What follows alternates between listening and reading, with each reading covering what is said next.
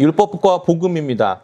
복음은 우리 안에서 무엇을 하는가에 관한 내용이 이제 4과부터 6과까지 복음이 우리 안에서 뭘 하는가, 그렇죠?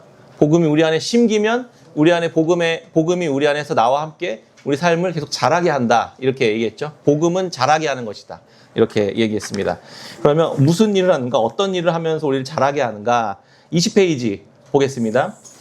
지금껏 우리 삶에 어떻게 상호작용하는지, 복음이 상호작용하는지 함께 살펴봤습니다. 이제 율법과 복음의 관계를 생각해 보겠습니다. 율법의 목적은 뭘까요? 율법의 목적. 우리가 지금까지 계속 갈라디아서를 공부했잖아요. 갈라디아서가 너무 이 복음에 대해서, 율법과 복음에 대한 이야기를 아주 핵심적으로 해주는 성경 말씀입니다. 율법의 목적, 왜 있는가? 율법이 왜 있는 거죠? 복음을 믿는데 어떤 도움이 되는가? 율법은 어떤 도움이 되는가? 그리고 하나님은 내가 율법에 순종하기를 원하실까? 아니면 복음은 어떻게 율법에 순종하도록 우리를 돕는가? 이런 이야기들에 대해서 이야기를 나누는 게 이제 4과의 이야기입니다. 그래서 율법과 복음의 관계를 잘못 이해하면 크게 두 가지 큰 오류에 빠지게 됩니다. 첫 번째는 어떤 오류냐? 율법주의에 빠지는 거죠. 율법과 복음의 관계를 잘못 설정하면 율법주의의 오류에 빠지게 되거나, 또 반대로 율법 폐기주의의 오류에 빠진다, 이런 이야기 되게 많이 들었죠. 네. 자, 그러면 여기서 퀴즈 하나. 구약의 이스라엘 백성들은 어떻게 구원을 받았을까요? 율법과 복음의 관계로 한번 생각해 보세요. 구약의 이스라엘 백성들은 율법을 잘 지켜서 구원받았다.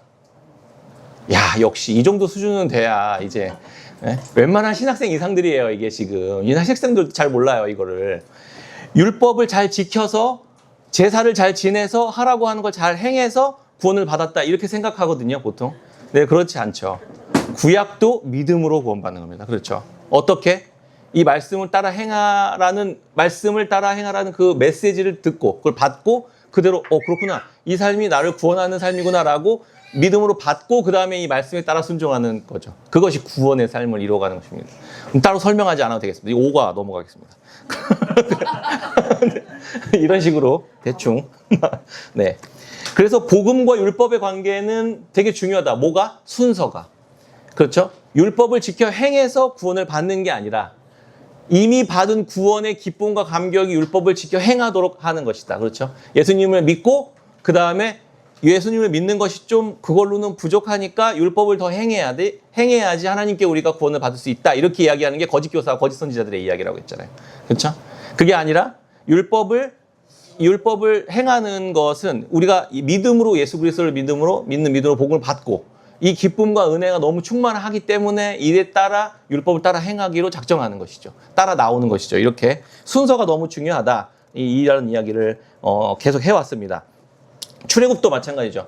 출애굽, 하나님께서 이스라엘 백성들을 건져내고, 그 다음에 어디서? 광야에서 율법을 주고, 그 다음에 율법대로 살아가는 것을 광야에서 훈련하고, 그렇게 살아가는 거죠. 그리고 나서 이들이 다 자발적으로 살아가도록. 그러니까 먼저 건져놓고, 그 다음에 구원을 주고, 그 다음에 율법을 줬죠. 그래서 율법을 따라 행하는 것이죠. 그렇죠? 너네 율법 주고, 그 다음에 이거 잘 따라 행하면 그때 출애굽 시켜줄게, 이렇게 하지 않았잖아요. 그렇죠? 그래서 율법과 복음의 관계는 이런 것이다. 먼저 하나님께서 은혜를 주고, 너는 내 백성이라고 먼저 하고, 백성으로 삼아 놓고, 그 다음에 백성에 따른 삶을 살아가기 위해서는 이렇게 지키는 거야 라고 알려주고, 그 다음에 백성 되니까 그 다음에 이렇게 따라서 살아가는 것이죠. 그 은혜의 기쁨에. 그렇죠? 그런 겁니다. 네. 그래서 율법은 우리로 하여금 복음 가운데로, 복음으로 인도하고, 21페이지 이제 가운데 딸락에 보면, 율법은 우리를 복음으로 인도하고, 복음은 우리를 다시 자유롭게 해주고 율법에 순종하게끔 이렇게 연결되는 것이죠. 율법에는 두 가지 의미가 있어요. 첫 번째는 규율, 잣대, 규범, 이런 거죠. 그래서 예를 들면 이 사람이 있는데 이게 잣대 같은 거예요. 그래서 그 평가의 기준을 딱 들고 율법이 무슨 일을 딱 행하면 이걸 잣대를 딱 들이대는 거예요. 너 이거대로 했어? 이렇게 자를 딱 대는 거죠. 10cm 맞췄어? 이렇게. 그것이 율법의 용도이기도 해요, 원래는. 그 잣대라는 기준이죠. 그런데 이걸 가지고 이런 식으로만 사용하면 이게 어떻게 되냐면 상대방을 평가하고, 상대방을 정죄하고, 상대방을 자신이 판단하게 되는 것으로만 쓰게 되는 것이죠. 그래서 요거는 우리가 사용하는 그 율법의 의미는 좀 아닙니다. 두 번째 의미가 더 가까운데요. 지지대, 초등교사, 후견인, 가정교사 이런 의미예요. 율법이라고 하는 원래 캐논이라는 가지고 있는 의미 자체가 그 잣대라는 뜻인데 지지대라는 뜻이기도 해요. 지지대. 그래서 뭐 고추 농사 지면은 그게 모종 옆에다가 지지대 하나 딱 박아가지고 두 개를 딱 묶어 놓잖아요. 이런 역할이죠. 그래서 스스로 홀로 서기 힘드니까 지지대, 튼튼한 지지대 옆에 딱 두고 나를 거기다 묶어 놓은 다음에 이렇게 부러지거나 뽑히거나 이렇게 하지 않도록 내가 잘 자랄 때까지 묶어 놓는 것. 그래서 율법과 말씀을 그렇게 지지대 용도로 쓰는 것이죠. 그게 이제 바울은 이걸 초등교사라는 의미로 썼습니다. 그래서 내 옆에 딱 붙어서 학교 갈 때까지 같이 안내해주고 안 가고 다른 데 오락실 가고 이러면 두드러 패고 이렇게. 그래서 그 길을 계속 왔다 갔다 학교의 길을 다녀올 수 있도록 이렇게 묶어놓는 그런 역할들을 하는 것이 율법의 역할이다. 이렇게 이야기하는 것이죠. 그래서 스스로가 어느 정도의 선까지 잘 자랄 수 있을 때까지 나와 함께 이렇게 붙여놓는 그것이 율법이라는 것이죠. 그래서 22페이지에 보면은 율법은 인간의 힘으로 지킬 수 있는 것이 아니라 우리 마음속에 그리스도께서 쏟아 부어주시는 성령님을 통해 지킬 수 있다. 이게 마틴 루터가 이런 이야기를 했습니다. 그래서 율법이 우리로 하여금 믿음으로 향하게 합니다. 율법이. 왜 어떻게 율법이 믿음으로 향하게 할까요? 율법은 우리에게 사실은 계속 첫 번째 용도를 계속 우리에게 계속 말해줘요. 평가, 잣대 용도로. 그래서 어떤 행동들을 했을 때 어떤 무언가 어저께도 이야기했지만 십자가를 축소하는 일들을 이렇게 했을 때 율법이 탁 내 안에 부딪히면 어떻게 돼요? 다시 내 안에 정죄감이 확 드는 것이죠. 그리고 나서 우리는 어떻게 간다고 했죠? 다시 예수 그리스도의 십자가가 확장되는 그 자리로 안내하는 것이죠. 그러니까 율법은 우리를 정죄하지만 다시 또 율법은 우리를 그리스도께로 복음으로 다시 인도하는 역할들을 하는 겁니다. 율법이 우리 안에 탁 비추었을 때, 말씀이 탁 비추었을 때 정죄감이 들지만 이 정죄감을 가지고 내가 이 문제를 스스로 해결하려고 하는 것이 자기의죠. 나의 행위와 위선으로 이 문제를 해결해야지 이렇게 가는 게 자기의인데 그걸로는 해결이 안 되고 다시 십자가 앞으로 인도하게끔 하기 위한 목적으로 우리를 비춘다 이 말입니다. 그렇죠? 네. 그래서 율법은 믿음으로 향하게 하는 거죠. 율법은 복음을 향하도록 우리를 인도해 준다는 것입니다. 그래서 그 믿음이 다시 어떻게 해요? 율법을 지키도록 하는 거죠. 믿음으로 향하게 해서 믿음으로 갔더니 그 믿음은 다시 우리에게 율법을 지키도록 이야기하는 것입니다. 그 율법을 지키는 길로 우리를 안내한다는 것이죠. 그래서 그 율법은 결국 믿음으로 인도하고 우리 안에 믿음을 주고 그 믿음이 율법을 지키도록 해나가는. 어려운가요? 네, 딱 보니까 무슨 소리를 하고 있는 거야 지금. 똑같은 말 계속 반복하는 것 같은데 약간 이런 표정인데 계속 한번 가볼게요. 그래서 아까도 이야기했지만 복음은 두 가지, 이 복음과 율법의 관계를 잘못 설정하면 두 개 오류에 빠진다고 얘기했잖아요. 하나는 율법주의와 하나는 또 다른 하나는 율법 폐기주의로 빠진다 이렇게 얘기했죠. 그리고 세 번째는 복음을 통해 하나님은 우리 안에 내재하시는 성령님을 보내셔서 우리의 심령을 변화시키고 하나님과 이웃을 진정으로 사랑할 수 있도록 인도해 주신다는 거죠. 이 복음은 그리고 율법을 잘 지켜서 하나님께 내가 용납받아야지. 이렇게 내가 율법을 잘 지켜서 내가 괜찮은 사람이 돼야지. 그래서 그 율법을 가져다가 지키면서 내가 괜찮은 사람이 그 율법으로 괜찮은 사람이 되려고 하는 시도. 그거죠. 율법은. 근데 원래 용도는 율법이 비추면 내가 이걸 지킬 수 없구나. 일로 가야 된다는 거죠. 이걸 잘 지켜서 완전히 잘 지켜서 하나님이 잘했다. 이렇게 하는 거 사람으로 돼야지. 이게 율법주의라고요. 근데 그거는 실패할 수밖에 없다. 결국 십자가를 내 안에서 축소하는 결과를 만들 수밖에 없다. 이 이야기를 한 거죠. 거꾸로 예수님께서 이 모든 율법을 다 지키셨죠. 이 모든 율법을 다 지키셔서 나로 하여금 너가 지킬 필요가 없이 내가 이 지킨 모든 의로움을 너가 그냥 가져가기만 하면 돼 라고 해서 이걸 믿음으로 받았죠. 그러니까 우리는 아싸 아무것도 할 필요가 없구나. 그래서 아무것도 안 하게 되는 삶. 이게 율법 폐기주의라는 거예요. 할 필요가 없어. 주님 다 했는데 내가 왜 해? 내가 할 필요가 없잖아. 그러니까 마음대로 사는 거죠. 기준도 없고 율법도 없이 살아가는 삶. 이게 방종의 삶, 율법 폐기주의의 삶이다. 이 양극단으로 떨어지는 것이다.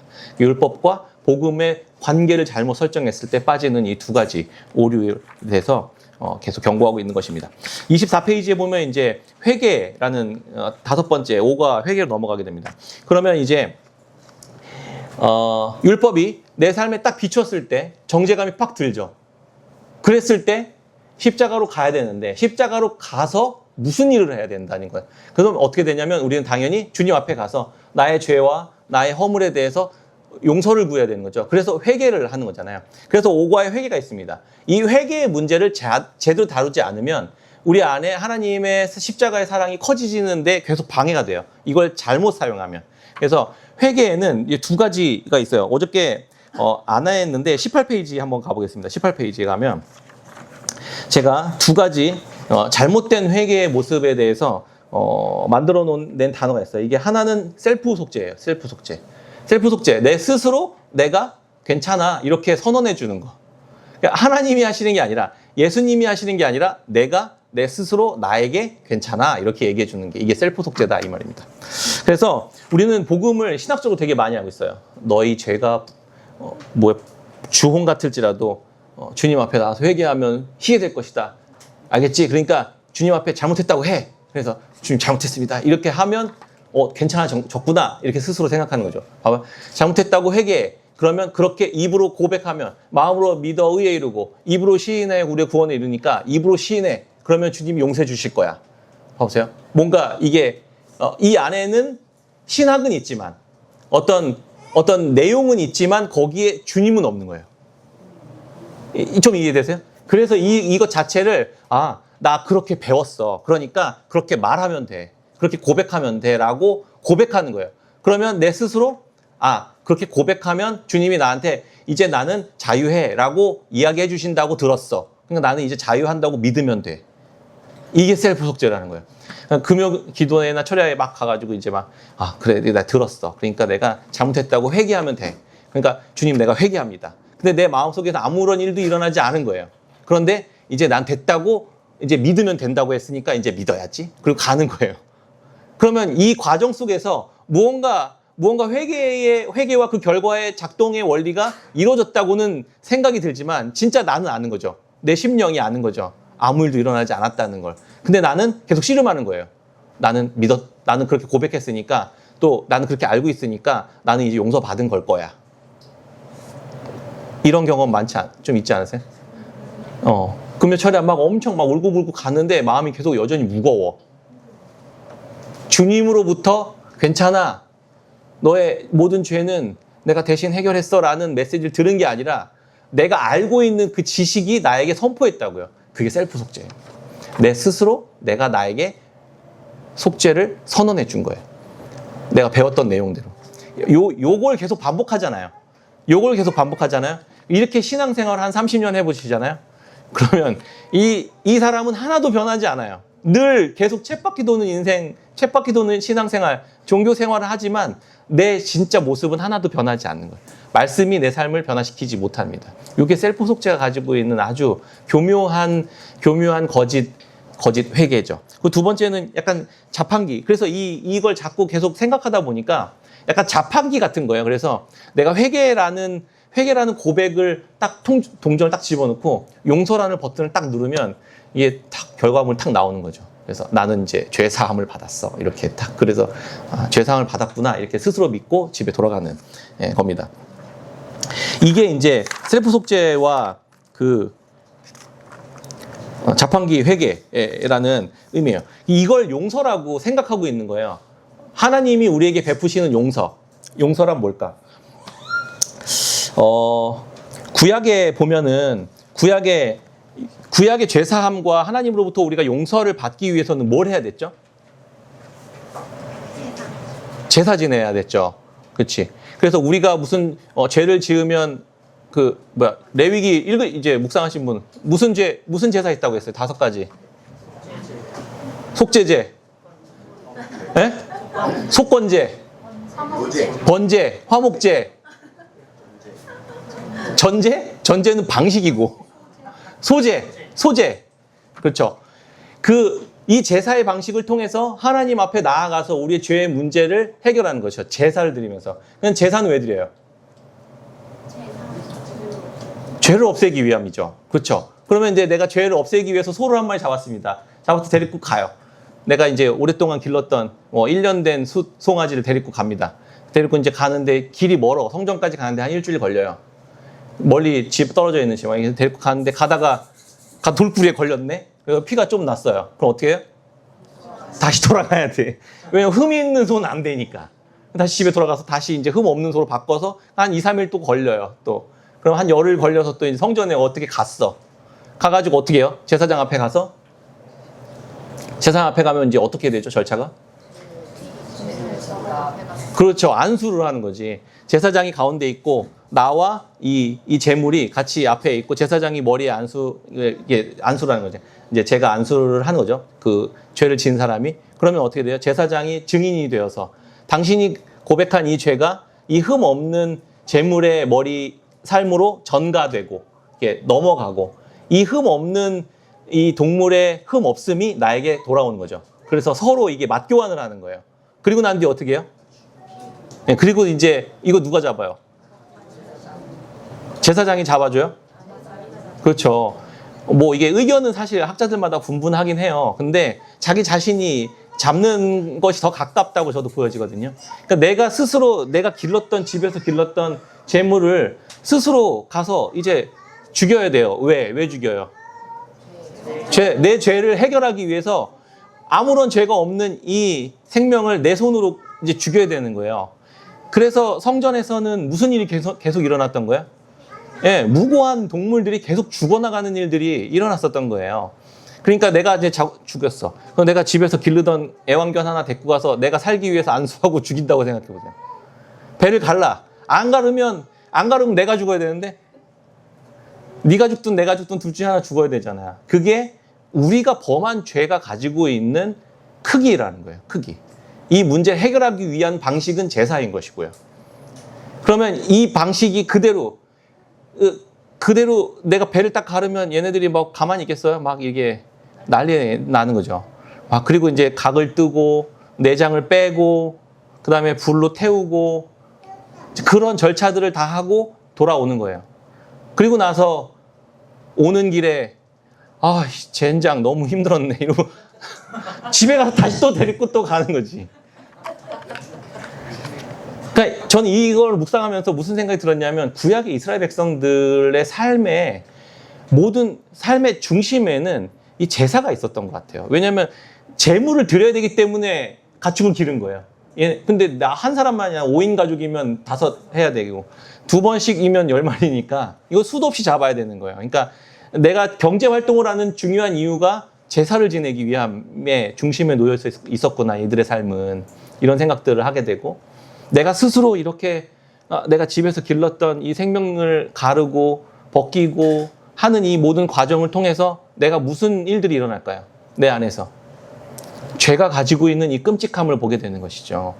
이게 그리고 시간을 되게 많이 쓰잖아요. 우리는 이제 여행을 가고 예수님으로 인해서 우리가 자유케 됐으니까 이제 제사를 안 지내도 되잖아요.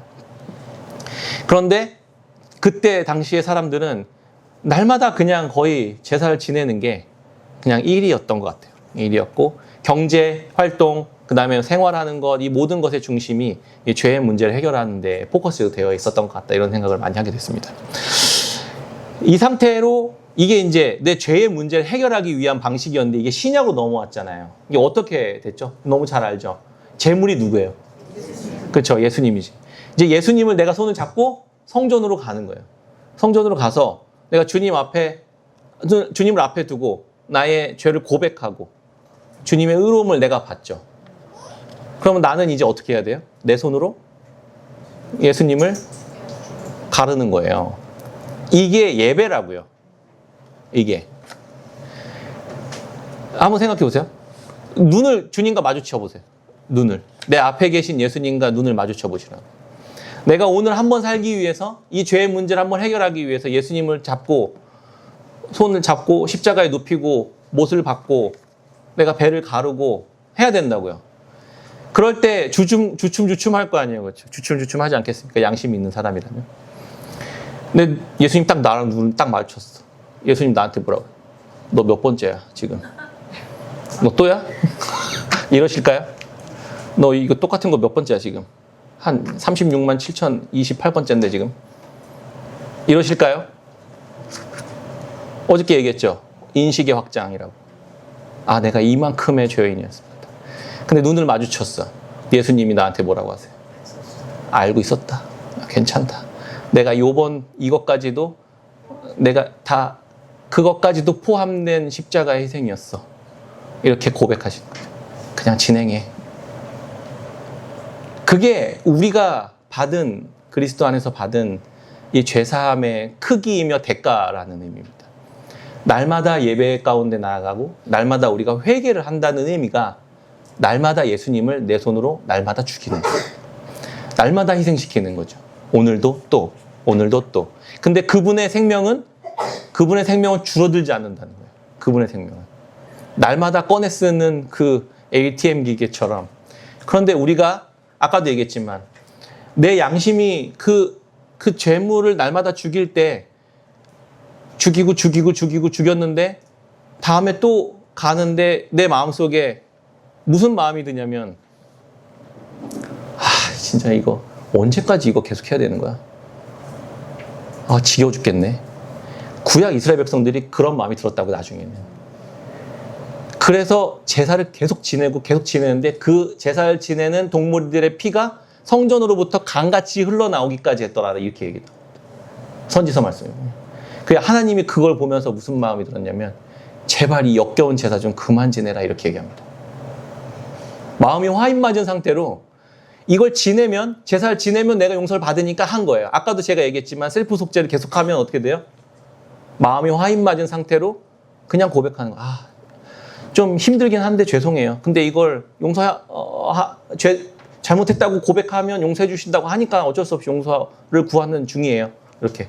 근데 구약 백성들의 입장으로 대신 설명하면 이렇게 계속 귀찮아 죽겠는데 배를 또 가르고 그냥 도축장이 된 거죠. 죄에 대한 문제를 더 깊이 이해하게 하기 위해서 주님이 그런 제도를 만드셨는데 인간의 죄성은 하면 할수록 더 마음은 더 단단해지고 굳어져 가고 이걸 이제 아무리 생명을 죽여도 내 마음속에 죄에 대한 각인이 커지지 않을 만큼 타락해져 버린. 그래서 이스라엘 백성들이 바벨론의 포로로 끌려가게 됩니다. 이 성전도 다 허물어버리고 다 무너뜨리고 제사제도 다 없애버리고 주님이 포로로 보내버리신 거예요. 뭐 때문에? 이 마음의 양심이 화인 맞은 상태로 계속 제사만 지냈으니까. 지금은 어떻습니까? 여러분들 우리들의 예배는 어떻습니까? 이스라엘 백성들의 그렇게 화인 맞은 이스라엘 백성들의 성전의 예배처럼 그렇게 예배 가운데 또 회개 가운데 나가고 있지는 않은지 우리가 생각해 볼 필요가 있는 것이죠. 그래서 셀프 속죄는 안 됩니다. 그래서 자판기식 회개는 안 됩니다. 이렇게 제가 이야기했던 것입니다. 그래서 25페이지 가운데 보면 잘못된 회개를 반복적으로 하는 이들의 특징은 변화가 없다는 것입니다.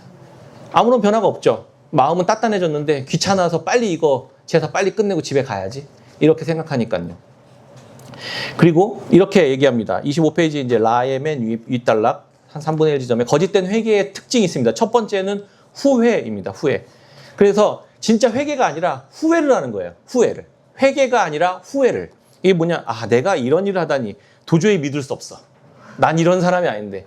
그래서 이건 좀 아쉽네. 이번에는 좀 안 할 수 있었는데. 이렇게 후회를 하는 것이죠. 그래서 자긴 스스로에게 자책은 해요. 자책하고 스스로에게 책망하고 비난하고 손가락질을 하는 거죠. 내 스스로 이 문제를 매듭지으려고 하는 시도를 하는 것입니다. 두 번째는 결심을 하는 거예요. 그래서 어떻게 하냐면 좀 아쉬웠네. 이번에 잘 넘어갈 수 있었는데. 그래서 너무 아쉽다. 그래서 다음에는 내가 잘 해봐야지. 다음에는 내가 열심히 마음을 단단히 먹고 반드시 이 문제는 내가 힘으로 해결하리라. 이거는 넘어가지 아니하리라. 이렇게 다짐을 합니다. 그래서 후회하고 다짐하고 후회하고 다짐하고 이걸 회개라고 착각하는 거예요. 그렇죠? 우리가 후회하고 다짐하면 나중에 이 문제를 해결할 수 있습니까? 아니죠. 해결이 안 되는데 이걸 계속 반복하는 거예요. 그러니까 우리 안에서는 아무런 변화가 일어나지 않는 것이죠. 이 안에는 크게 두 가지 오해가 숨어져 있는데 첫 번째는 내 자신이 굉장히 괜찮은 사람이고 굉장히 능력 있는 사람이라고 스스로를 과대평가한다는 거예요. 이 정도는 내가 해결할 수 있어라고 생각한다는 거죠. 그러니까 이런 방식의 회개와 이런 방식의 고백을 하게 된다는 거죠. 두 번째는 우리 자신을 변화시킬 능력이 자신에게 있다고 생각합니다. 이 정도는 내가 변화시킬 수 있어, 내 스스로. 이게 교만이라는 거예요. 이게 십자가를 내 안에서 줄이는 방식이라고요. 그러니까 내가 이 정도는 내가 하고 나서 하나님 앞에 가야지 라고 생각을 하는 거죠. 그러니까 상대적으로 십자가는 내 안에서 하나님의 용서와 하나님의 그 의로움이 내 안에 들어오는 것들을 스스로 제한시켜 버리는 것입니다. 그렇습니다. 자신의 죄에 대해서 핑계를 대고 위선으로 넘어가려는 태도로 계속 일관되어 있어요. 나는 그냥 이렇게 솔직하게 그냥 사람들에게 말했을 뿐이야. 이게 진실인데 이게 듣기 싫은 거니? 이런 식의 태도, 하나도 변화되지 않은 심령의 태도를 갖게 되는 것이죠. 나는 느끼는 대로 말했을 뿐이야. 내 감정이 나쁜 건 아니잖아. 그냥 농담이었어. 내가 농담도 못해? 이 마음의 심령이 하나도 변화되지 않은 상태로 계속 관계를 맺게 되는 것이죠. 변화가 하나도 안 일어나는 거예요, 회개는. 이런 거짓된 회개의 특징은. 네, 그런 겁니다. 그래 막 뻔뻔하고 물 타고 어물쩍 넘어가고 이런 일들로 다른 것들로 대체하고 냉소하고 외면하고 이런 일들을 이런 반응을 보이게 된다는 것입니다. 그러나 이런 거짓된 회개는 그래서 우리 안에 아무런 변화도 일어날 수 없다. 그래서 아까도 이야기했지만 구약의 회개 방식에서 신약의 회개 방식으로 어떻게 연결되는지, 그리고 이 신약의 회개 방식이 우리에게 뭘 요구를 하는지, 그리고 그 안에서는 무슨 일이 일어나는지, 예수님을 내 손으로 스스로 이렇게 잡아야만 하는 그런 상황을 직접 경험하시라는 이 말입니다. 내가 회개할 때 이제는 아셨죠?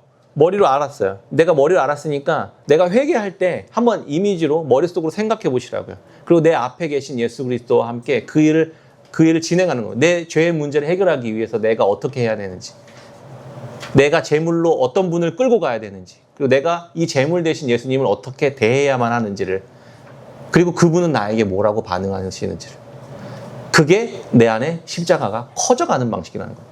이걸 안 하고 내 스스로 내가 이 정도는 해야지, 이 정도 다짐해야지, 이렇게 결심해야지 라고 생각하는 방식으로는 아무것도 변화되지 않는다고요.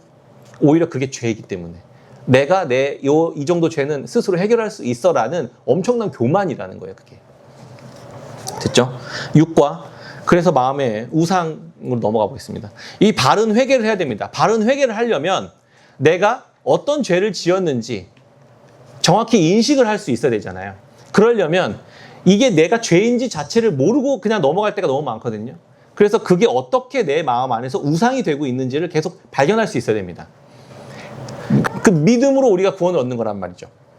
성경 읽기, 기도, 예배, 회개, 신학, 나의 노력, 훈련, 결단 같은 이런 행위가 아니라, 행위가 우리가 하나님의 일이라고 생각하기 쉬운데, 그러나 그리스도를 믿는 일이라고 예수님은 말씀하세요. 나를 믿으라고. 내가 행한 일을 믿으라고. 내가 너희들에게 베푼 그 의와 그 칭의와 그 성화의 과정들을 내가 이루어가고 있음을 믿으라는 것을 이야기하고 있는 것입니다. 신자의 삶은 행위에 관한 게 아니라 그래서 믿음에 관한 것이죠. 복음으로, 그런데 우리는 신앙의 성장을 위해서 바쁘게 여러 가지 노력을 하지만 지속적인 변화는 별로 맛보지 못합니다. 왜 그럴까요? 행함은 많지만 믿음이 약하기 때문이다. 외부로 드러나는 죄는 깊이 숨어있는 문제의 증상일 뿐임을 깨달아야만 한다. 그래서 밖으로 나타나는 모든 죄의 이면에는 마음의 우상이 숨어 있다. 이렇게 보는 것입니다. 그래서 문제는 뿌리에서 나오는 거죠. 열매에서 그냥 열매가 혼자 맺히는 게 아니라 뿌리로부터 받은 영향으로 결과가 열매가 나타난다. 이런 표현 제가 많이 했잖아요. 그래서 모든 문제의 뿌리는 자기중심성에 있거든요. 자기중심성이라는 뿌리에서부터 나오는 열매들이 말과 행실로 드러나는 거예요. 그런데 이게 죄라는 사실을 잘 인식하지 못한다는 겁니다. 복음으로 말미암는 변화의 열쇠는 그래서 죄의 이면의 죄, 그러니까 가시적으로 표출되는 죄가 뿌리박고 있는 마음 깊은 곳에 우상과 불신을 회개하는 것입니다. 마음 깊은 곳에 뿌리박혀 있는 이 우상을 발견하는 것. 그래서 예를 들어서 험담이라는 걸 한번 볼까요? 험담이라는 열매가 내 안에 막 맺혀요. 내가 다른 사람에 대해서 막 험담합니다. 그러면 험담하는 것을 내 스스로 어떻게 생각하냐면 저 사람이 그런 판단과 그런 말을 들을 만한 일을 했기 때문이야 라고 생각하는 것이죠. 그런데 그게 아니라 복음의 관점으로 우상을 살필 때에는 내가 험담하는 내 마음의 그 이면의 동기를 따라 들어가서 살펴보라는 거예요. 내가 왜 험담하지? 내가 왜 험담하는 걸까? 그 사람이 잘못했던 것, 그 사람이 무언가 문제가 있는 것을 잠시 놔둬보십시다. 그리고 다시 내가 왜 험담하고 있는지, 험담하고 있는 내 안으로 한번 들어가 볼게요. 험담이라는 열매가 어떤 뿌리로부터 나왔는지 한번 살펴본다는 거예요. 그래서 용납이라는 우상이 내 안에 있을 수 있다. 이렇게 보는 거예요. 용납. 그래서 나와 함께 험담하는 사람들에게 용납받고 싶은 마음이 내 안에 있어요. 용납받고 싶은 마음이 있어요. 그래서 험담하고 있는 거라고요. 봐봐요. 내가 A라는 사람을 막 험담해요. 근데 B, C, D가 같이 있어요. A라는 사람 막 험담합니다. B, C, D가 함께 있어요. 그럼 B, C, D는 나에 대해서 어떻게 생각할까요? 근데 그건 무조건 이 사람이 잘못했어. 이 사람이 잘못한 것 같아. 그래서 그게 맞는 말 같아요. 그러면 B, C, D는 나에게 어떻게 생각할까요? 이 사람이 그래 네 말이 맞아. 내가 B, C, D로부터 옳다고 내 말이 맞다고 용납받고 싶어서 험담을 하고 있다고요. 이해되시나요? 그렇게 생각해 보라는 거예요. 내 마음의 깊은 동기가 무엇인지. 예를 들면 통제라는 우상이 내 안에 있어요. 근데 험담을 해요. 봐보세요. A라는 사람을 막 험담해. 내가 통제하고 싶은 우상이 내 마음에 뿌리 깊이 있어요. 그러면 B, C, D는 무슨 생각을 할까요? B, C, D는 내가 A처럼 세번 목사님한테 A처럼 찍혀가지고 험담 받지 말아야지 라는 생각을 B, C, D는 하게 됩니다. 험담을 들으면서. 그러면 저는 윤세호 목사는 B, C, D를 어떻게 하고 있는 걸까요? 통제하고 있는 겁니다. 너네 똑바로 해. 안 그러면 내가 A처럼 너네들을 험담하게 될 수도 있어. 이해되세요? 이게 숨겨져 있는 우상이라는 거예요. 그게 죄라고요. 보이지 않는 죄의 이면의 죄가 내 마음속 깊은 곳에 있었고 이걸 험담이라는 것으로 표현하고 있었다는 겁니다. 그걸 발견할 수 있어야 된다는 거예요. 복음은, 율법은 그것을 우리 마음속 깊은 죄의 이면의 죄를 이렇게 드러내준다고요. 보세요. 명성이라는 우상 똑같아요. 나를 중요한 사람으로 느낄 수 있도록 다른 사람을 깎아내리려는 마음. 이 사람을 험담해요.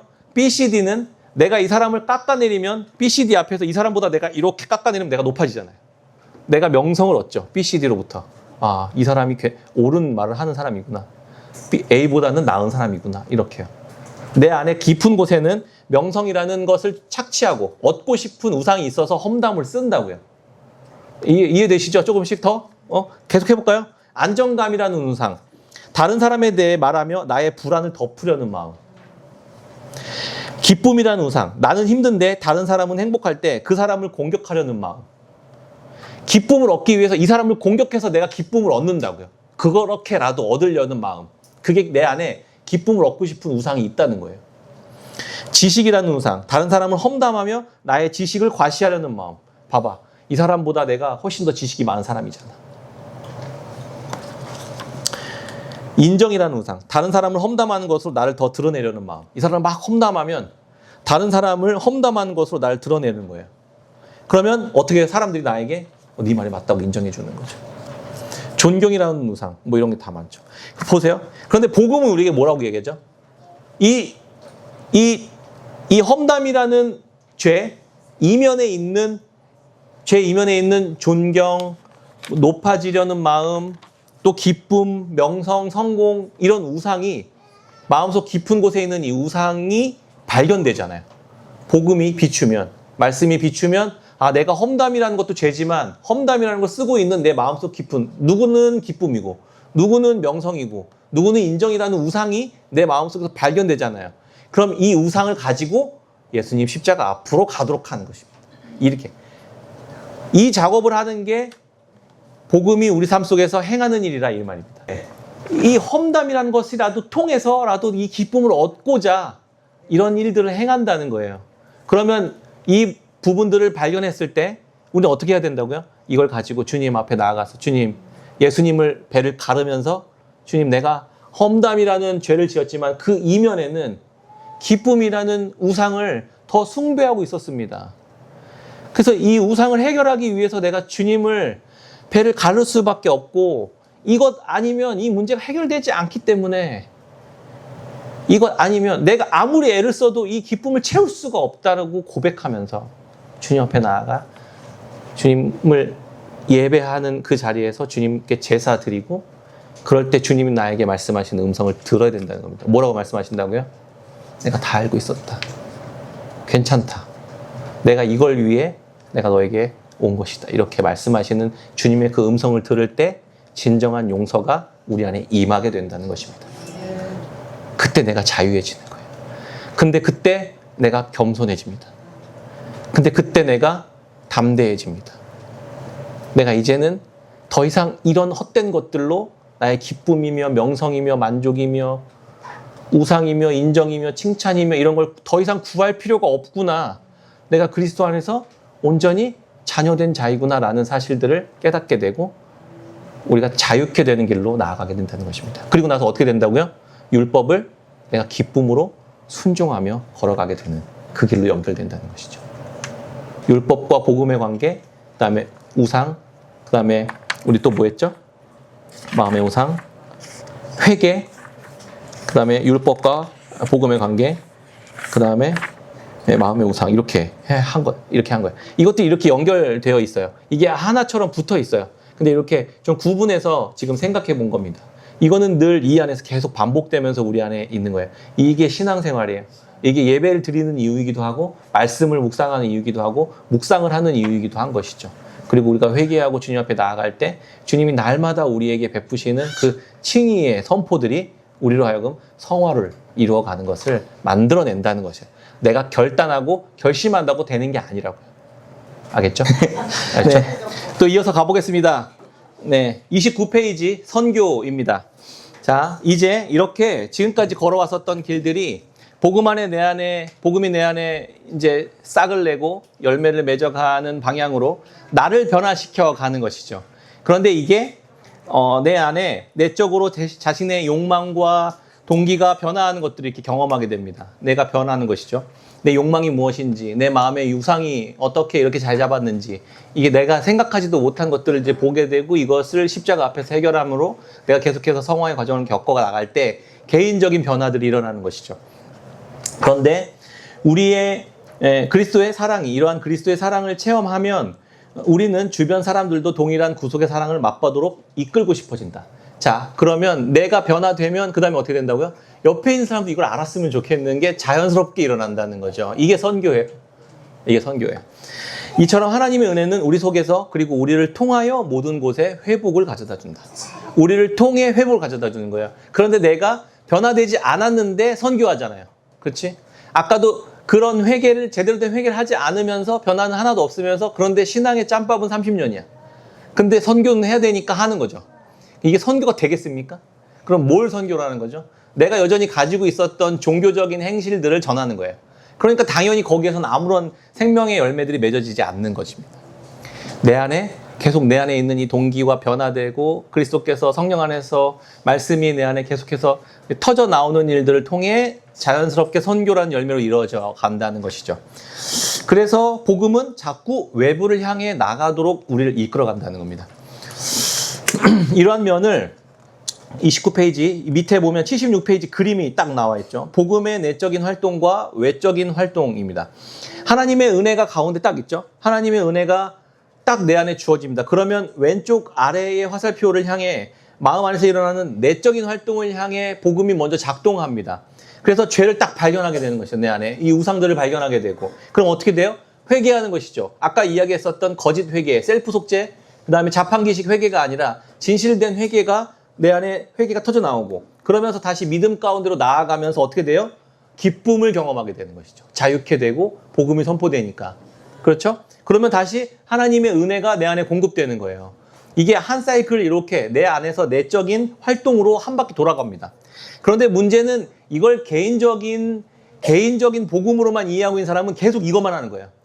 나 죄졌어. 다시 주님 앞에 나아가고 회개하고 용서를 받고 십자가가 커지고 다시 기쁨이 너무 좋아서 예배 드리고 다시 또 죄졌어. 다시 또 기쁨이 커지고 회개했어. 다시 이 기쁨을 경험했어. 다시 하나님의 은혜가 내가 십자가가 커졌어. 그거 다시 또 죄졌어. 이쪽으로만.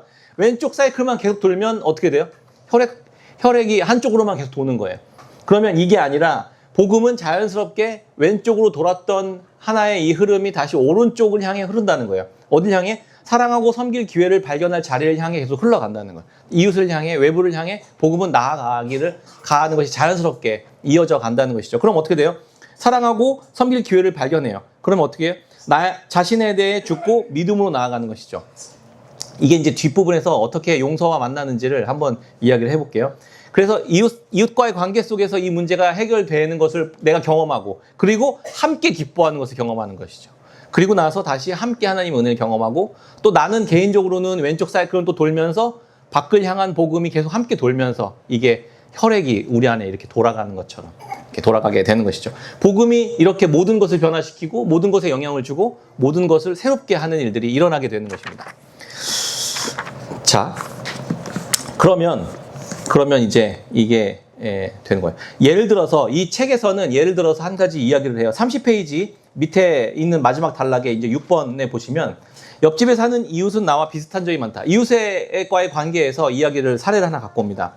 나보다 이 사람은 나이도 많고 음악이나 영화, 음식, 자동차, 생활 양식 등의 취향도 너무 다르다. 그래서 내가 근래에 알게 된 작곡가나 최근에 읽은 책에 관해 이야기하려고 하면 그는 자신이 베트남에서 해병대로 활약했던 옛날을 회상하고 싶어한다. 그러니까 나는 내가 알고 싶었던 영화, 뭐 음악, 클래식 이런 이야기를 하고 싶은데 그 이웃은 자기가 해병대로 전역했던 이야기를 계속 하고 싶었던 거예요. 그리고 자기 그 얘기만 계속 하는 거예요.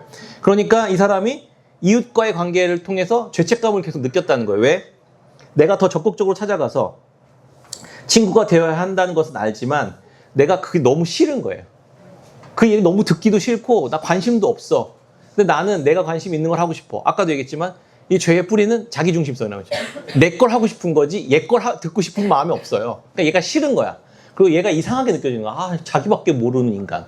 왜 자꾸 지 얘기만 하지? 이렇게 생각한다는 거예요.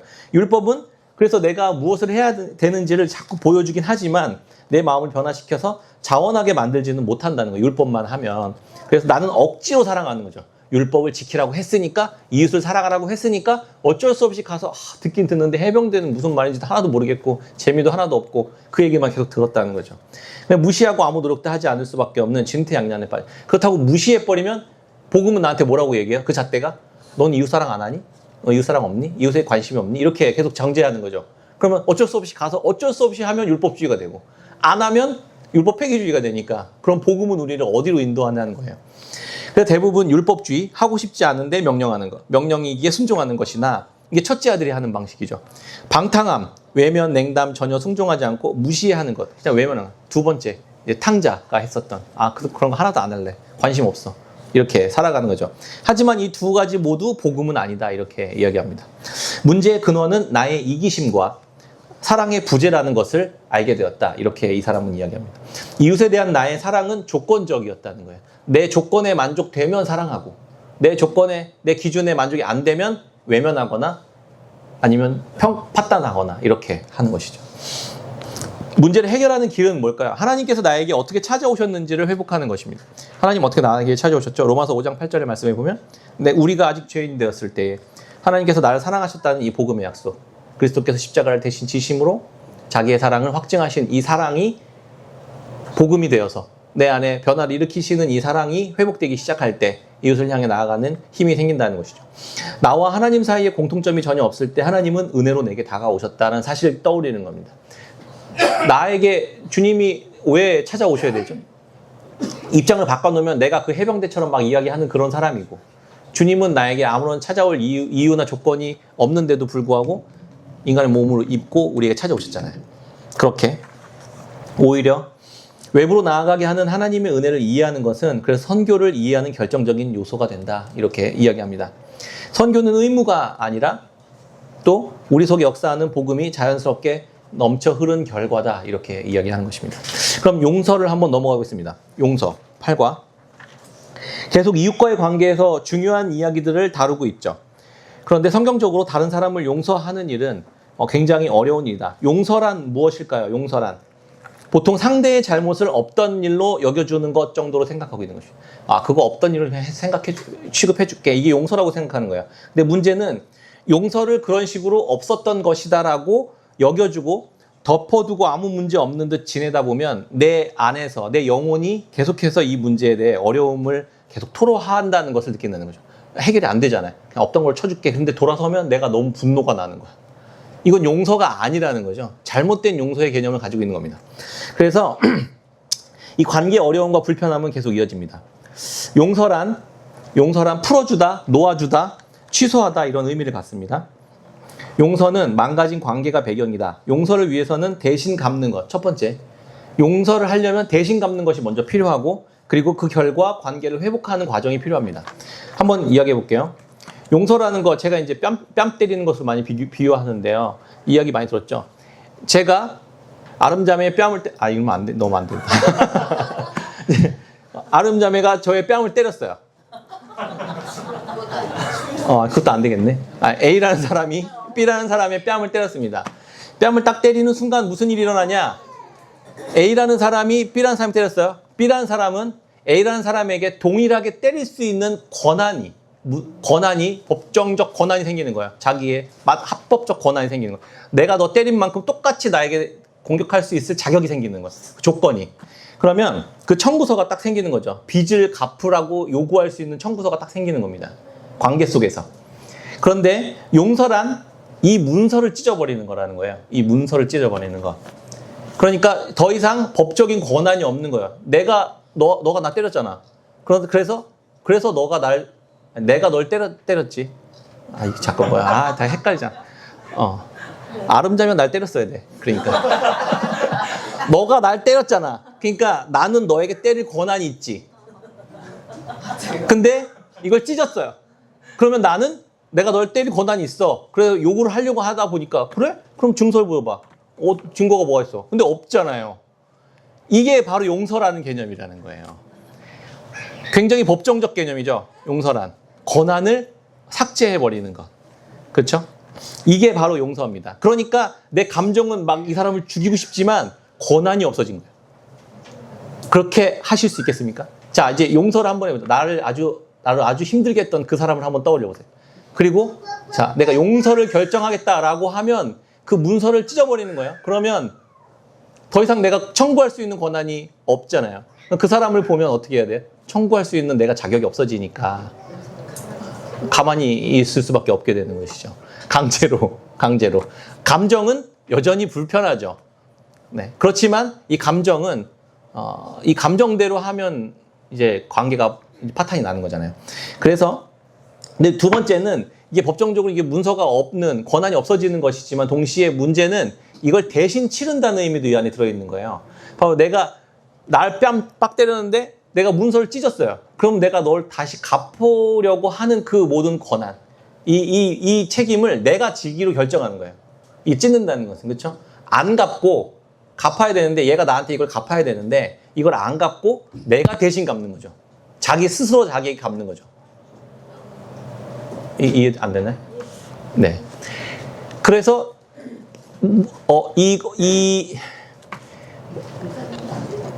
네. 때렸어야 돼. 아름이가 때렸어야 돼. 네. 더 이상 내가 이 문제에 대해서 할 수 없다. 그리고 이 문제를 스스로가 감수하기로 결정하는 것이죠. 네, 그렇게 되는 겁니다. 용서는 왜 이렇게 어려울까? 내가 너무 큰 손해를 본다고 생각하기 때문에 이걸 내가 대신 갚아야 되니까 얘한테 갚으라고 요구할 수 없고 이걸 내가 감당해야 되니까 너무 크게 어려워지는 것이죠. 용서를 하면 나 또한 가해 일부에 대한 책임을 인정하는 것 같은 생각이 들기 때문에 그래요. 이 사람이 100% 다 잘못한 게 아니라 나도 일부 잘못한 것이 있다는 걸 내가 인정해야 된다는 생각이 들어서 못하는 거예요. 어려운 거예요. 상대의 전적인 책임을 다 지우고 싶은데 그럴 수 없는 것을 내가 인정해야 된다는 것이 너무 어렵게 하는 것이죠. 상대는 근데 문제는 또 계속 뻔뻔해. 얘가 이렇게 안 갚고 그렇게 하고 내가 대신 갚아줬는데도 불구하고 굉장히 뻔뻔하게 나올 때가 또 어려워지는 거예요. 용서하기가. 그렇죠? 네, 이게 너무 어렵습니다. 그런데 복음적인 용서를 했다면 그 용서가 상대방에게도 유익이 되지만 최종적으로 누구한테 제일 유익이 될까요? 자기 자신한테 유익이 됩니다. 왜냐하면 이 사람을 향한 증오와 원망과 미움의 마음에 내가 사로잡혀 있지 않고 이 사람과 관계없이 내가 용서를 한다는 것은 내가 그것으로부터 내가 자유해질 수 있게 된다는 것이거든요.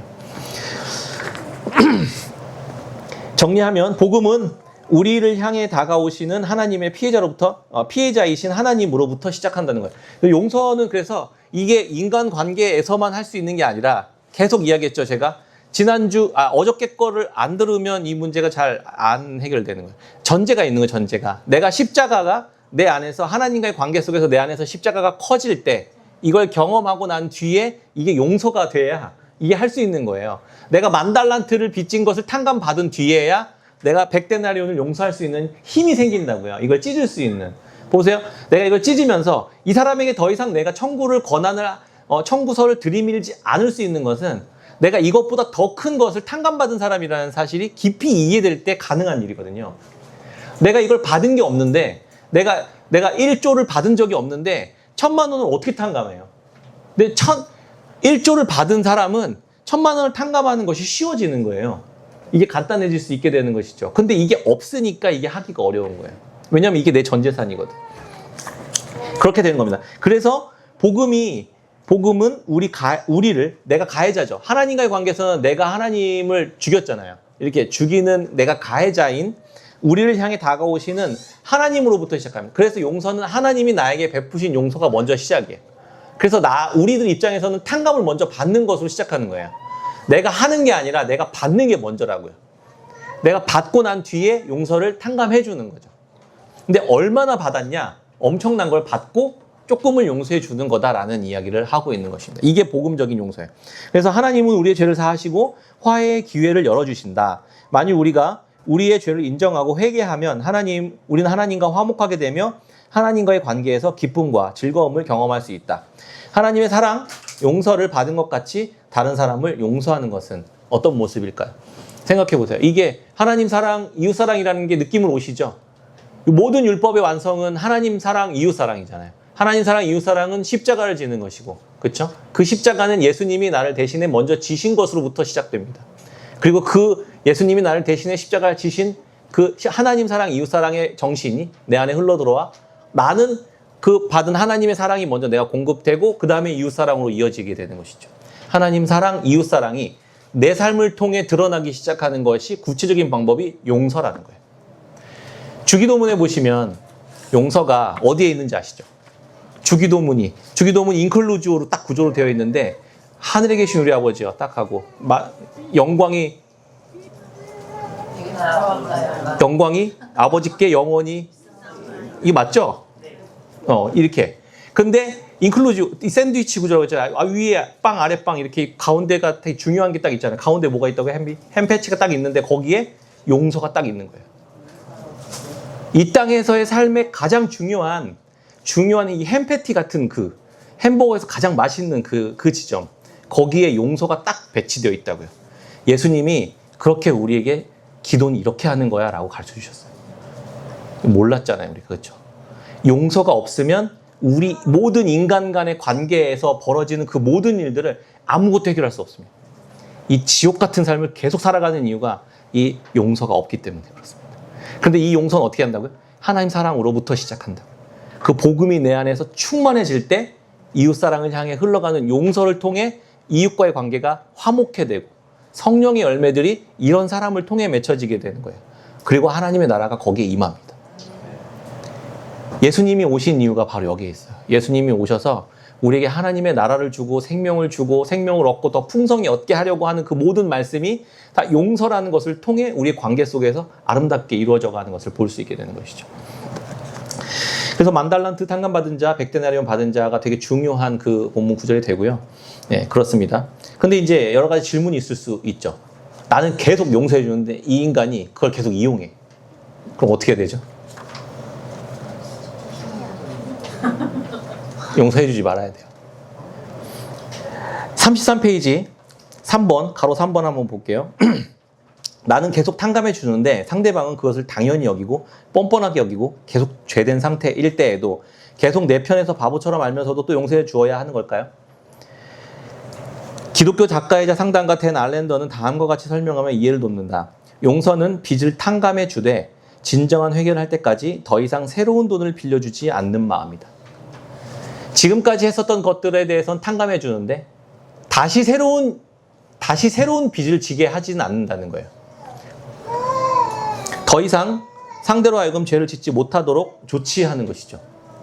사례마다 좀 지혜가 좀 다양하게 필요할 수 있겠지만 저는 관계에서 좀 거리를 두기도 하고 더 이상 악한 영향을 주지 못하도록 조치하는 것 이런 것들이 또 필요하다고 생각합니다. 그런데 중요한 건 관계를 끊어버리는 건 아니죠. 증오나 악을 품지 않는 것입니다. 그게 용서의 굉장히 중요한 정신이에요. 하나님은 우리로 하여금 적개심, 미움, 원망, 분노, 증오, 복수의 마음을 품지 않고 살아가도록 하는 게 목적이잖아요. 샬롬의 마음을 품고 살아가는 것이죠. 계속 그를 위해 기도하기도 하고 하지만 더 이상 그가 나를 향해 그것을 하지 못하도록 하는 조치들은 필요하다는 이렇게 얘기하는 것이죠. 용서란 이런 겁니다. 그래서 하나님과 상대방도 내가 용서해 주는 걸 통해 어떻게 상대방도 하나님과 화목해 되는 걸 그게 궁극적인 용서의 목적이에요. 그러니까 내가 용서해주고 이 사람은 그냥 계속 그 용서를 그냥 계속 혼자만 받고 자기에게서만 끝나는 게 아니라 이 사람도 나의 용서를 통해 이 사람이 하나님의 은혜와 하나님의 평강을 경험하고 복음을 경험하고 하나님과 화목해 되는 것. 이 사람도. 나도 하나님과 화목하고 이 사람도 화목해 되는 것을 이뤄가는 게 그게 용서인 것이죠. 이게 가장 궁극적인 용서의 목적이라는 것입니다. 왜 하나님께 용서를 구할까? 성경에 보면 이 뭔가 관계가 이렇게 안 좋은 관계가 있었을 때, 뭐 예를 들면 상대방의 뭐 이게 해를 가했을 때 상대방에게 해를 가했는데 내가 하나님께 먼저 회개를 해요. 하나님께 먼저 용서를 구합니다. 왜 하나님께 먼저 용서를 구할까요? 이 사람이 나한테 해를 가했는데 이 사람이 나한테 용서를 구하기 전에 이 사람이 하나님께 먼저 회개를 한다고요. 용서를 구해요. 왜 그렇게 할까요? 미워서 저 인간 직접 가면 내가 살인이 일어날 것 같으니까 하나님께 먼저 가는 그런 것도 있을 수 있겠죠.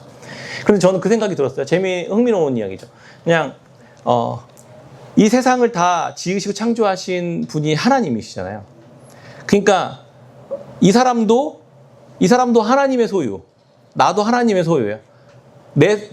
자기 스스로 자기가 소유인 사람이 하나도 없죠. 우리가 다 하나님의 소유잖아요. 그러니까 내가 A라는 사람한테 무언가 했을 때 이 A라는 사람도 하나님의 소유예요. 그러니까 나는 하나님의 소유에 피해를 가한 거예요. 그러니까 진정한 주인에게 먼저 용서를 구하는 게 원래 맞는 거죠. 그리고 거기서부터 탕감받고 그 관계 속에서 그 탕감받은 것으로 이 사람에게 그걸 대신 갚는 그런 방식으로 우리가 화목해 되는 일들이 일어나는 겁니다. 그러니까 하나님을 왕으로, 하나님을 주인으로 이 세상이 함께 돌아가고 우리가 함께 하나님의 자녀된 자들이라는 것, 하나님의 소유된 자들이라는 사실들을 고백하는 게 사실 그게 이제 하나님께 먼저 용서를 구하는 일이구나라는 걸 나중에 좀 생각해 볼 수 있게 되었습니다. 구과 갈등입니다. 마지막인데요. 35페이지 보면 신앙을 갖기 전에도 믿음의 세계 안으로 들어가기 위해서 갈등하죠. 내가 이 신앙을 가질까 말까 고민하면서 갈등하죠. 그리고 복음을 알고 났어요. 알고 난 이후에도 나는 변화되었고 새로운 관점을 가지게 되었지만 여전히 주변 사람들은 변하지 않은 상황을 마주합니다. 나는 예수님을 믿었고 나는 복음을 알았어요. 그래서 난 이 방식으로 살아. 근데 주변 하나도 안 변했잖아요. 그러니까 어떤 일이 일어나요? 갈등이 일어나는 겁니다. 내가 계속 고민되는 거예요. 나는 변화된 상태로 이 사람을 대하는데 이 사람은 난 여전히 예전의 방식도 대하니까 막 화가 나기도 하고 짜증이 나기도 하고 갈등이 내 안에서 일어나는 것이죠. 이 문제를 이제 어떻게 해결할 것인가 복음적으로 라는 이야기를 하게 되는 것입니다. 그래서 갈등은 우리 모두가 자주 경험하는 것이지만 복음에 따른 건전한 갈등의 해소의 방법으로는 대처하지 못하고 있는 걸 보게 되는 것이죠. 어떻게 갈등을 복음적으로 해결할 것인가 라는 것이죠. 1과부터 지금 이제 8과까지 쭉 다루었었던 내용들을 가지고 계속 그걸 염두에 두어야 됩니다. 머릿속에. 그리고 그 염두에 둔 것을 가지고 용서까지 선교, 용서, 마음의 우상, 십자가의 확장, 복음의 확장, 그 다음에 십자가의 축소 이런 것들 다시 복음으로 이런 것들을 마음속에 계속 염두에 두면서 갈등의 관계 안에 이 내용들을 어떻게 적용할 것인지를 계속 연습해야 돼요. 이해되시죠? 네. 그래서 올바로 싸우도록 돕는 복음이다 이렇게 되어 있는데요. 우리는 이제까지 복음이 우리의 내면을 회복시키는 동시에 우리의 관계도 회복시킨다는 것을 살펴보았습니다. 만일 복음이 우리의 갈등 해결에 영향을 미치지 못한다면 복음이 우리 내면의 깊은 곳을 만지지 않았다는 뜻입니다. 이 관은 복음이 어떻게 우리를 올바르게 싸우도록 돕는지 설명합니다. 저는 그래서 이렇게 생각해요. 싸우지 않는 게 중요한 게 아니라 복음 안에서 잘 싸우는 게 중요하다. 이렇게.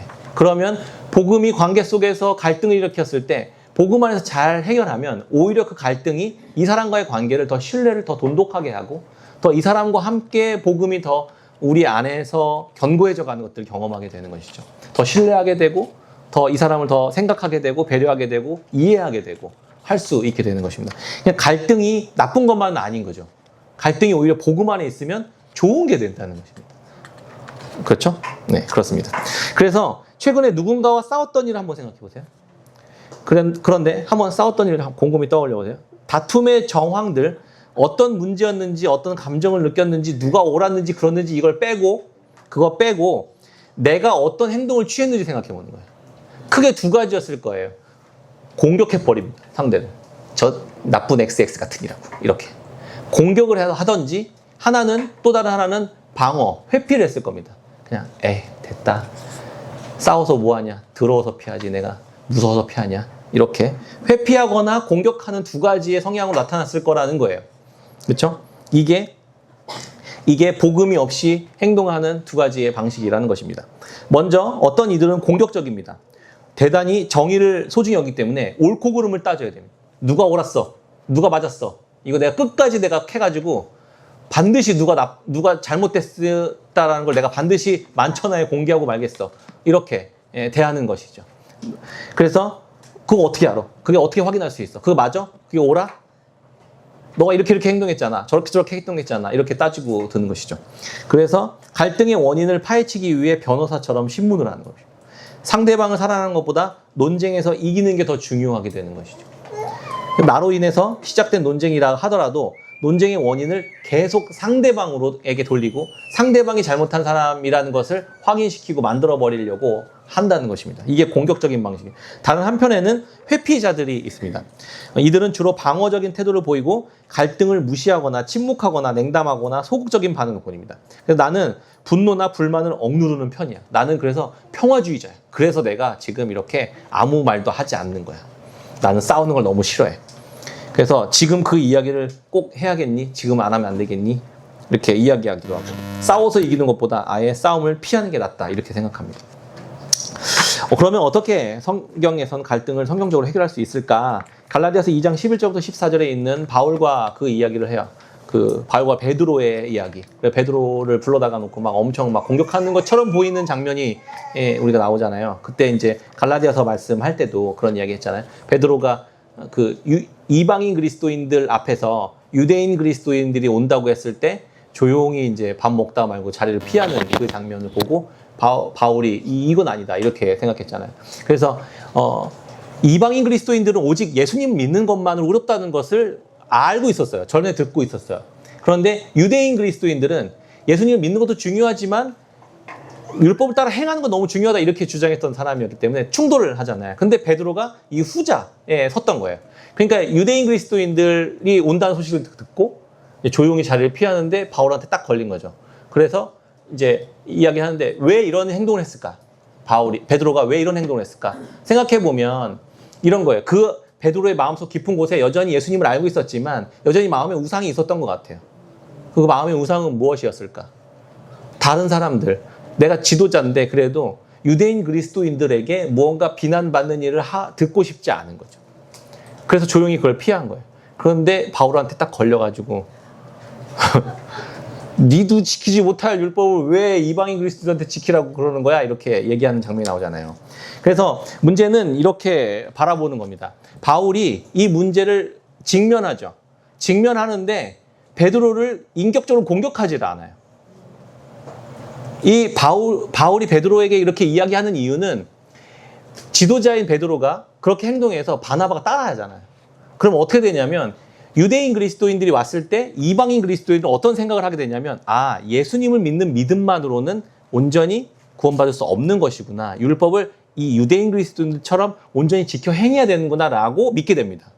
그러면 어떻게 되냐면 복음이 훼손되는 거죠. 복음은 뭐예요? 율법을 지켜 행함으로 아니라 믿음으로 온전히 의롭다함을 받는 것인데 베드로가 지금 뭘 한 거냐면 복음을 훼손한 거예요.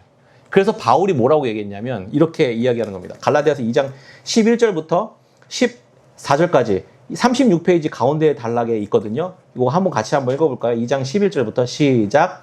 게바가 안디옥에 이르렀을 때 받을 일이 있기로 내가 그를 대면하여 책망하였으나 야고보에게서 온 어떤 이들이 있기 전에 게바가 이방인 마을에 왔다가 그들이 오매 그가 하늘 자들을 두려워하여 전하 불러보다니 남은 유대인들도 그와 같이 외식함으로 바나바도 그들의 외식에 유혹되었느니라. 그러므로 나는 그들이 복음의 진리를 따라 바르게 행하지 아니함을 보고 모든 자 앞에서 게바에게 이르되 내가 유대인으로서 이방인을 따르고 유대인답지 않지 아니하면서 어찌하여 이방인을 유대인답게 살게 하려 하였노라. 아멘.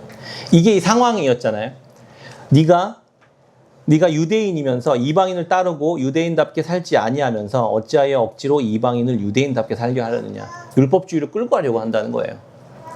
복음을 훼손시키려고 하는 것에 대해서 엄격하게 이야기하는 겁니다.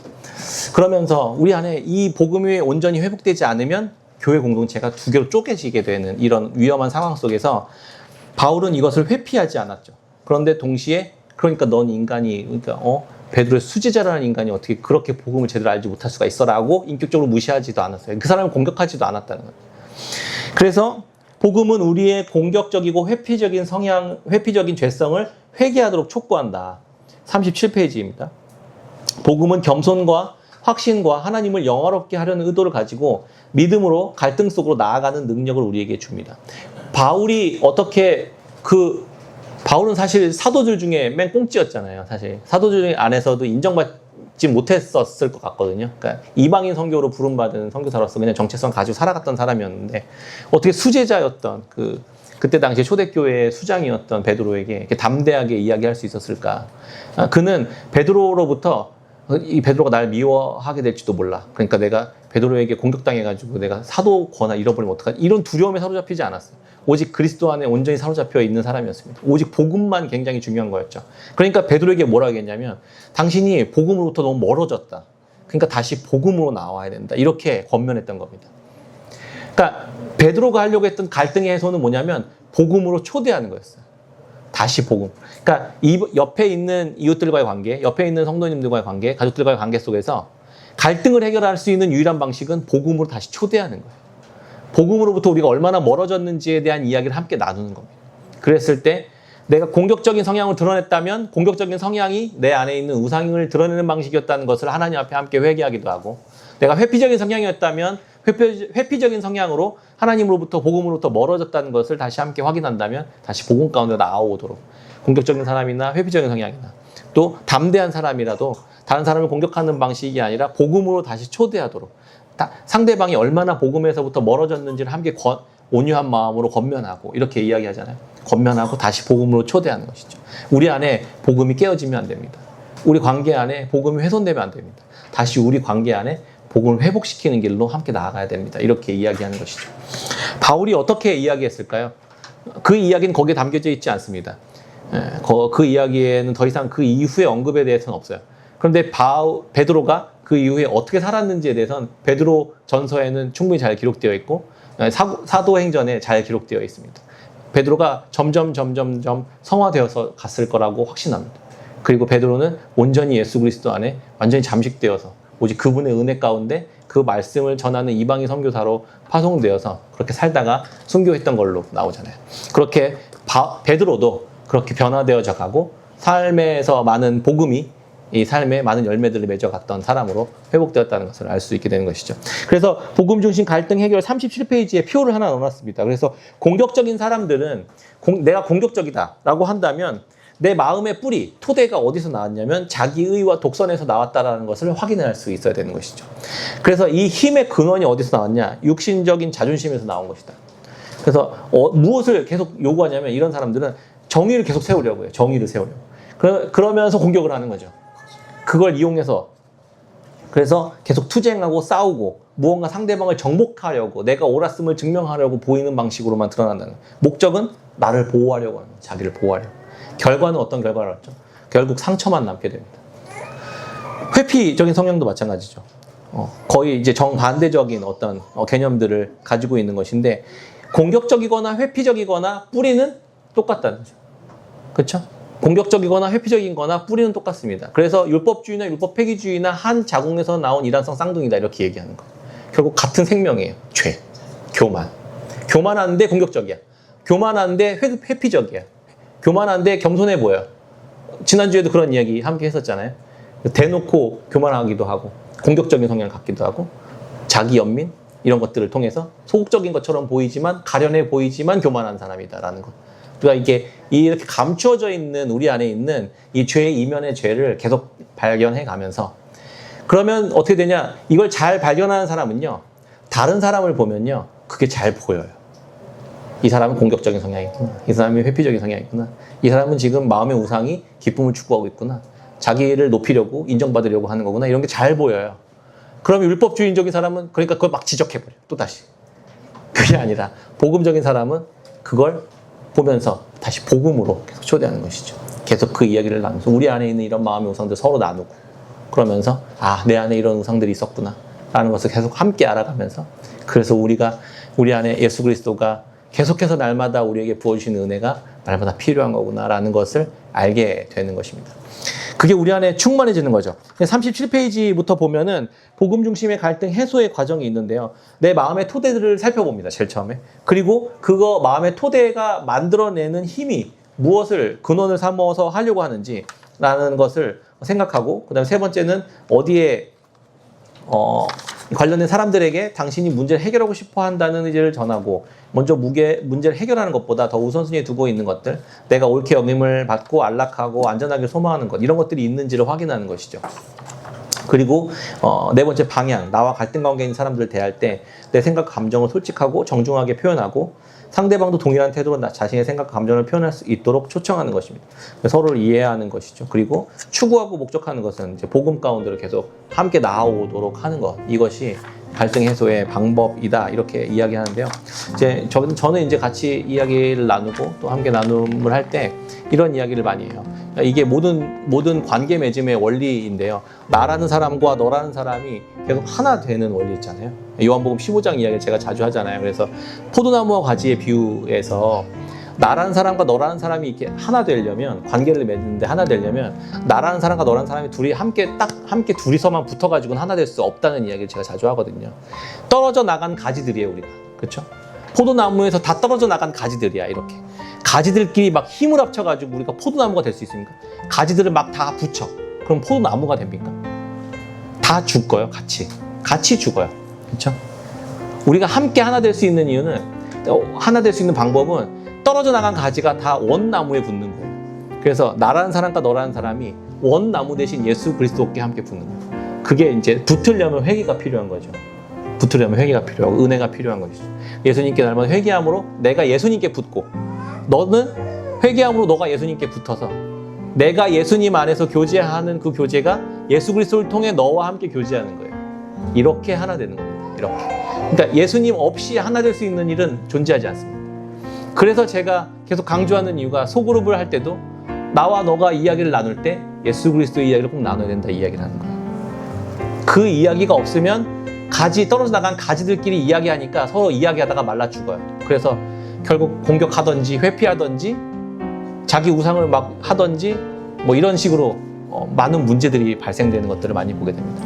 교회는 그리스도가 중심 되시는 거예요. 첫 번째 그림, 피자 조각 늘리기의 방식이 아니라 예수 그리스도와 복음이 내 삶에, 또 우리의 삶의 중심에 계시는 것입니다. 이걸 만들어가는 문화를 우리가 함께 만들어갈 수 있었으면 좋겠습니다. 내가 먼저 말하고, 내가 먼저 생각하고, 내가 먼저 그런 삶을 사는 것입니다. 그리고 그런 삶을 사는 사람들이 함께 모여 문화를 이루어가는 것이죠. 그게 하나님의 나라입니다. 그게 교회예요, 사실은. 저는 그런 깨끗한 샘 교회가 되었으면 좋겠습니다.